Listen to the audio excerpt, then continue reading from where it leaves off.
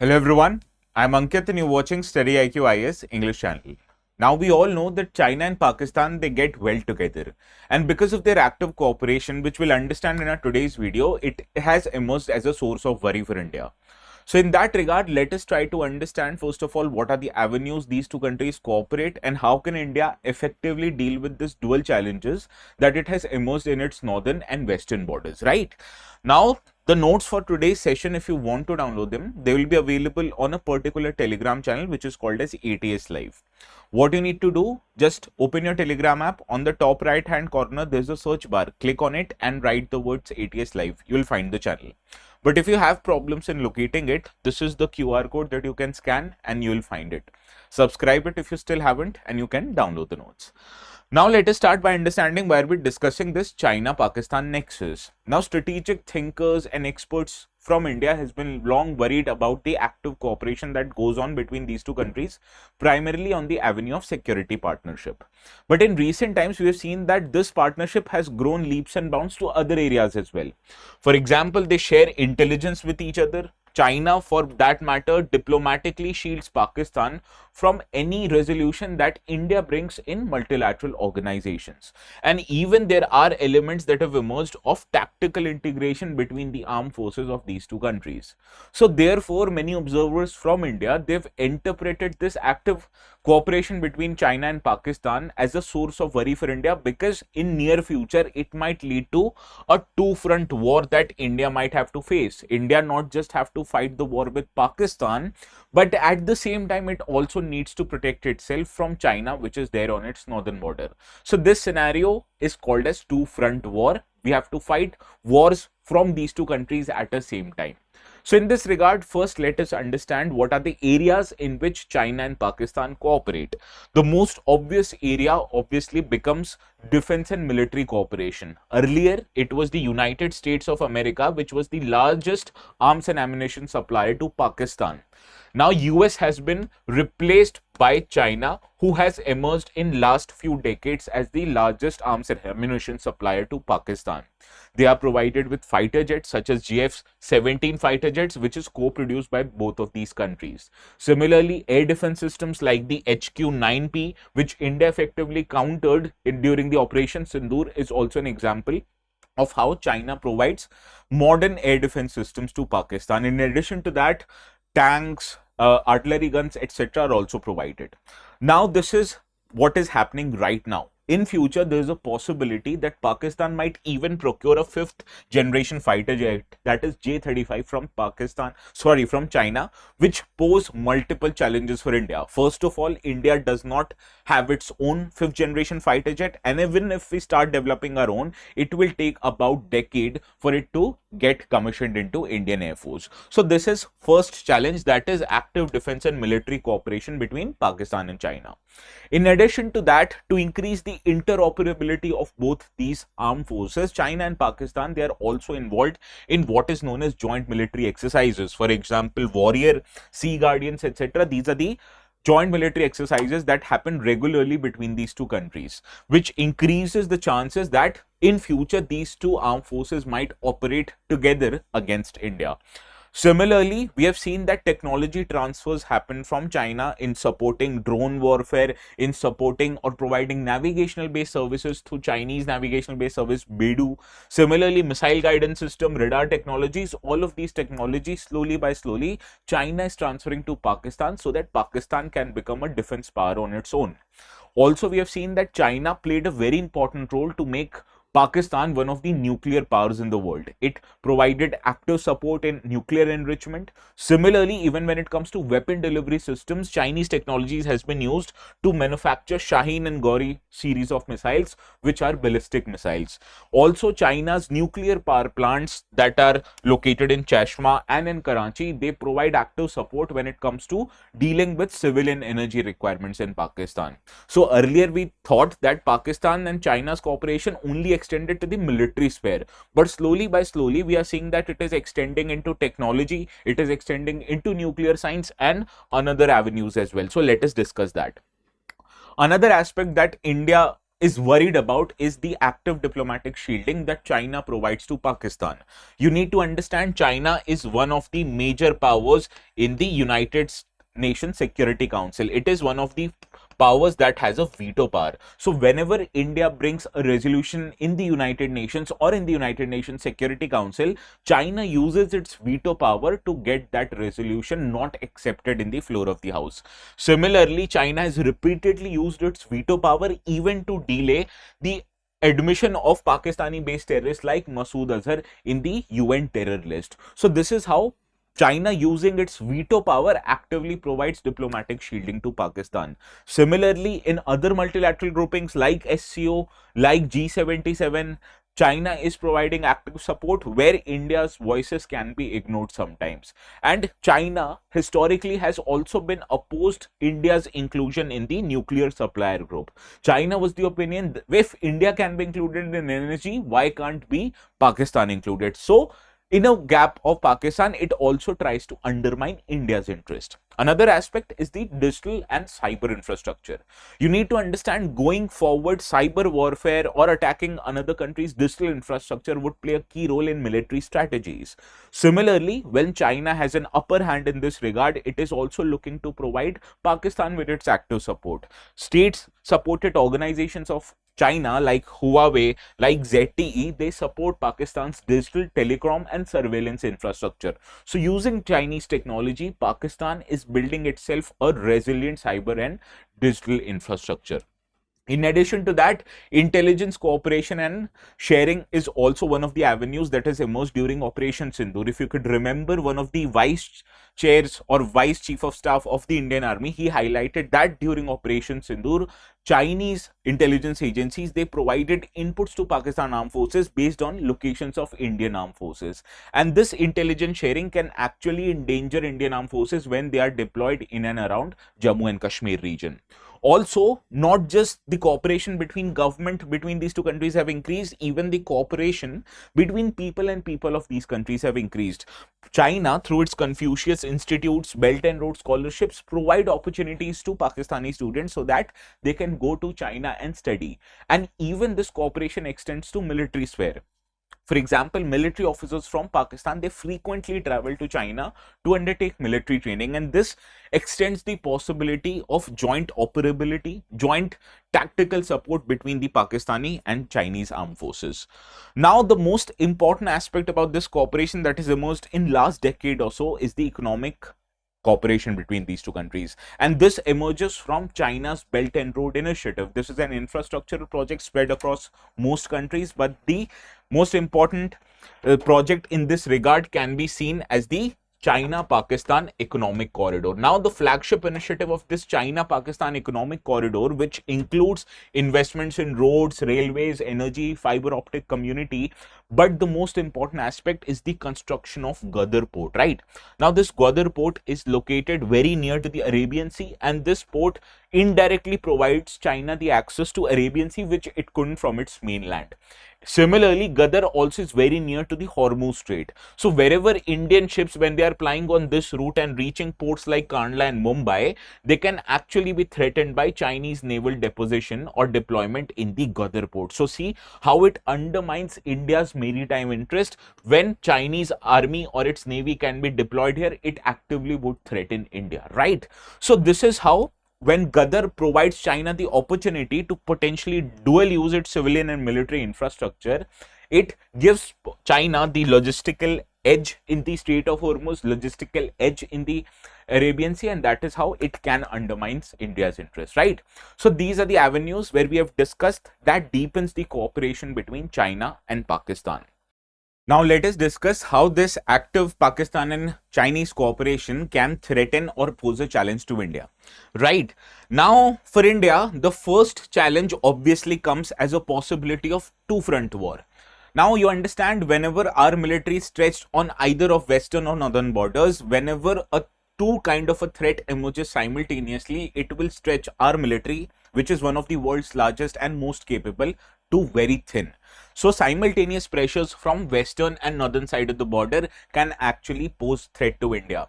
And Chinese strategic support to Pakistan, it also enables Pakistan to maintain a credible military threat against India? On one perspective, you'll think that Pakistan is not that strong economically as compared to India. That is right.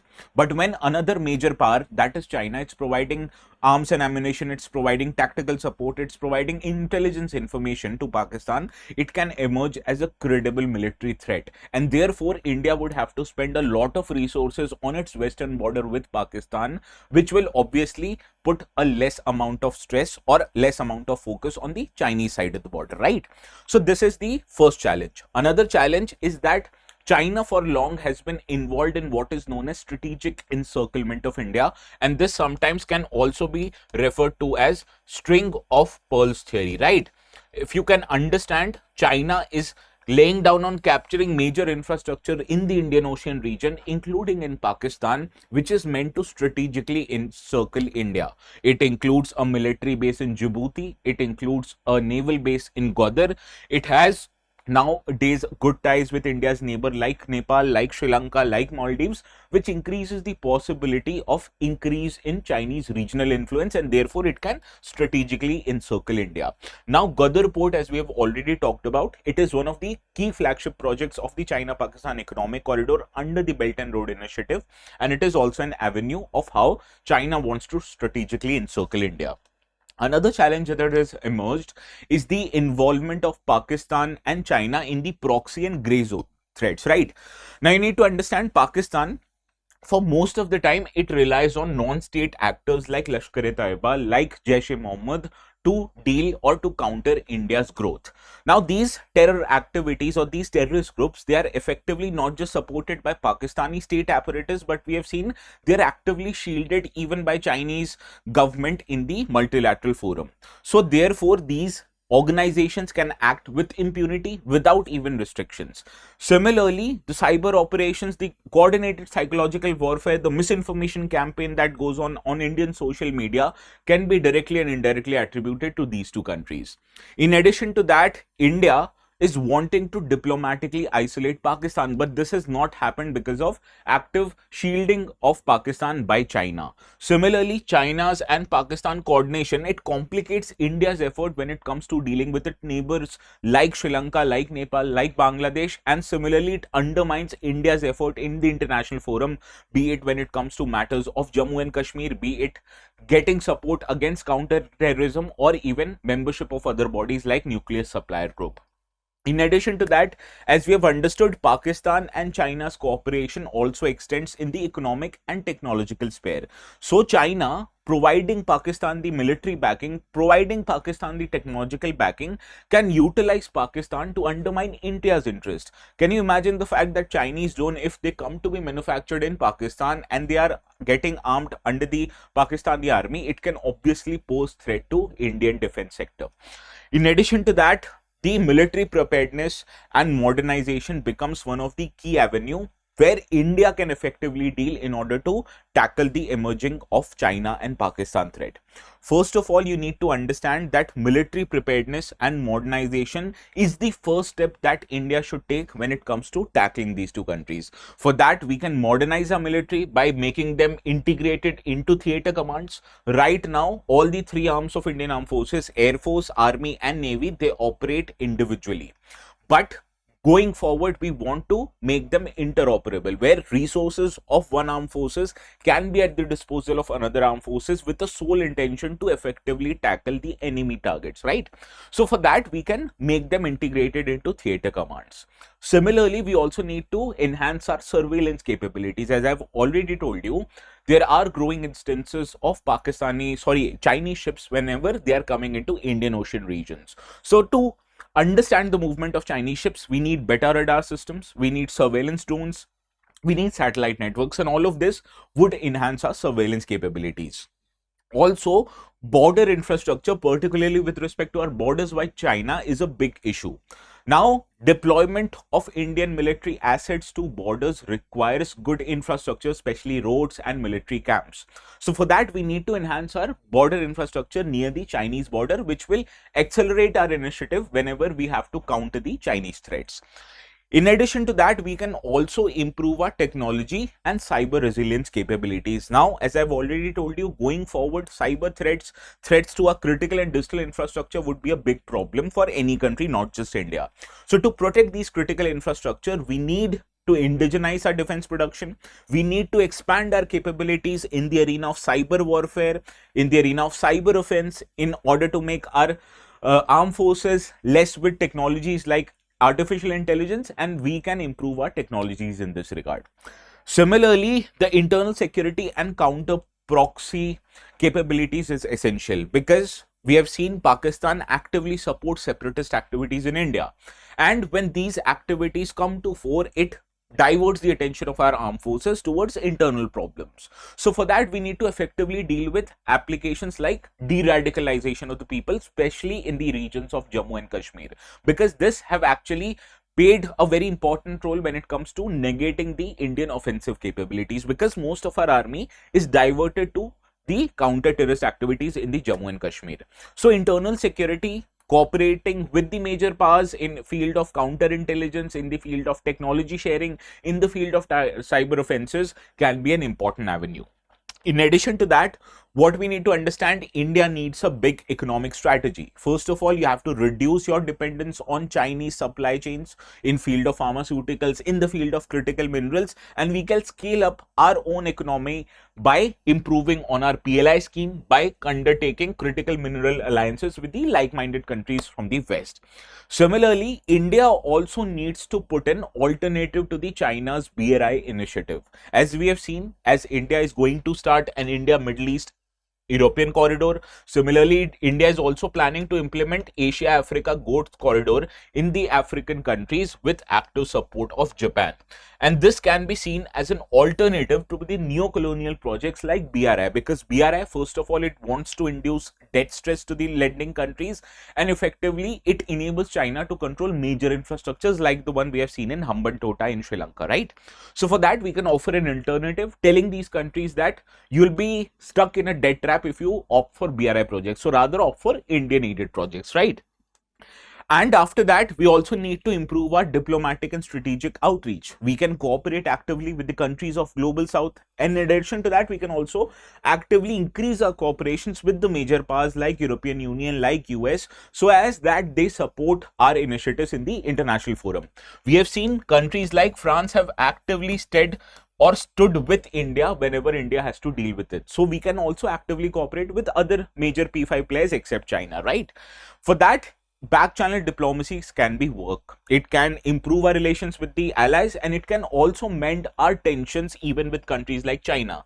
We have seen in recent times, Indian government has actively cooperated with Chinese military, with Chinese government in order to de-escalate the situation that happened during the conflict in Galwan. So now that tension which was at the peak during Galwan, it has been reduced because of de-escalation efforts. So we can actually negate the possibility of one front war that can emerge from China and effectively deal with Pakistan. Similarly, we also have to strengthen our ties with our neighborhoods, countries, with our Central Asian countries, and with ASEAN countries, which will help us balance Chinese influence in the region. When we can actively cooperate with the other major powers in the region, it will help us put an alternative to the China and also mend our relations with these countries. So this was all for our today's discussion on the active cooperation between China and Pakistan and how it poses threat to India. Now, these kind of syllabuses are very important from GS paper 2 perspective, because first of all, it deals with India's relations with two neighbor countries and how can two neighbor countries, by actively cooperating with each other, can pose a threat to India. So therefore, this syllabus becomes important. Now, it was a part of international relations. Similarly, in our resolution batches, we provide classes not just for international relations, but all the major subjects of UPSC, be it polity, economy, history, geography, you name it, everything is covered. In addition to that, we also provide our students test series, one-to-one mentorship and scholarship support under resolution batches. Now, especially for students who are looking to give exams in later years in 27 or 28, especially if you are in colleges or working somewhere, the long-term batches are a better option for you. We have batches for 27, 28, and we also have batches for students who are looking to give exams next year, 2026, right? Now, to opt for one of these batches, go to our website, select English option, and select the year on which the batch you want to take. Please ensure before making the payment to use the code ATS Live, because this code helps you save 7,000 rupees on not just this but on all the courses on our website. So please use that code and get maximum discounts. Now, before concluding our today's session, I have a practice question which I want you to write, because you need to understand answer writing is one of the most important thing when it comes to you clearing the mains examination. So try to write this answer. This effectively is based on the UPSC pattern, and you have to write this answer in 250 words. Try to segregate your answers into 3 halves: introduction, body, and conclusion. And please do not ignore introduction and conclusion, because it helps you set the template of the answer writing, which will create the first impression on the paper evaluator, right? And once again, if you want to download the notes, these will be available on the Telegram channel known as ATS Live. So go to this channel, download the notes, and you'll be sorted. So this is all from my side. We'll meet each other again. Please have a very good day.